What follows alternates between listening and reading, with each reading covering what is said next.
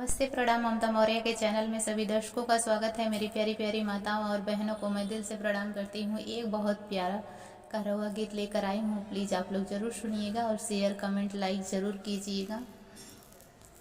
कागवा बड़ेड़िया पे बोले नाई हर में, कागवा बड़ेड़िया पे बोले नाई हर में, कागवा बड़ेड़िया पे बोले नाई हर में, कागवा बड़ेड़िया पे बोले नाई हर में। तोहा का तो देबै कगवा दूधवा से भतवा, तोहा का तो देबै कगवा दूधवा से भतवा। लाई जो संदेश पिया के नाई हर से, लाई जो संदेश पिया के नाई हर से।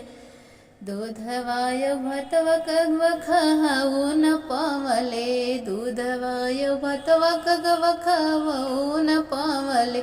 पिया जी दुआरवा पे ठाड़ नाई हर में, पिया जी दुआरवा पे ठाड़ नाई हर में, पिया जी दुआरवा पे ठाड़ नाई हर में।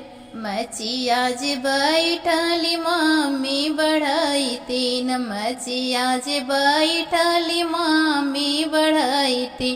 काऊ बनाई जेवनार नाई हर में, काऊ बनाई जेवनार नाई हर में, काऊ बनाई जेवनार नाई हर में।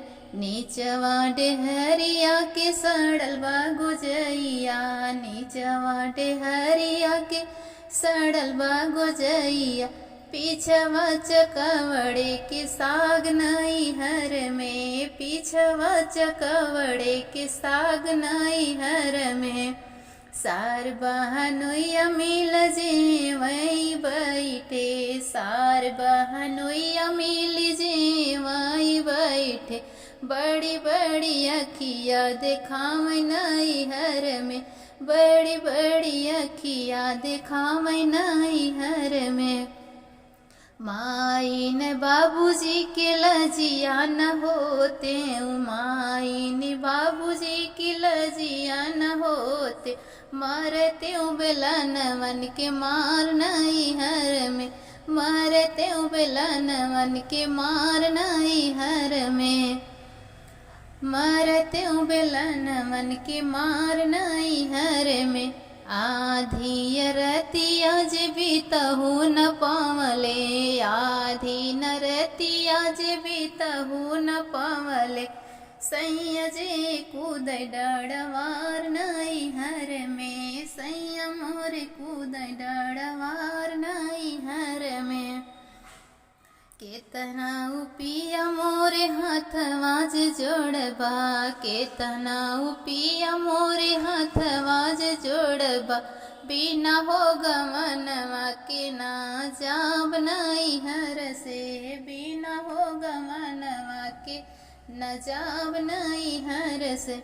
कगवा बड़ेड़िया पे बोले नाई हर में, कगवा बड़ेड़िया पे बोले नाई हर में। तोहा के तो कगवा हम दूधवा से भतवा खियाइबै, तोहा के तो कगवा हम दूधवा से भतवा खियाइबै। लाई जा पिया के संदेश नाई हर से, लाई जा पिया के संदेश नाई हर से।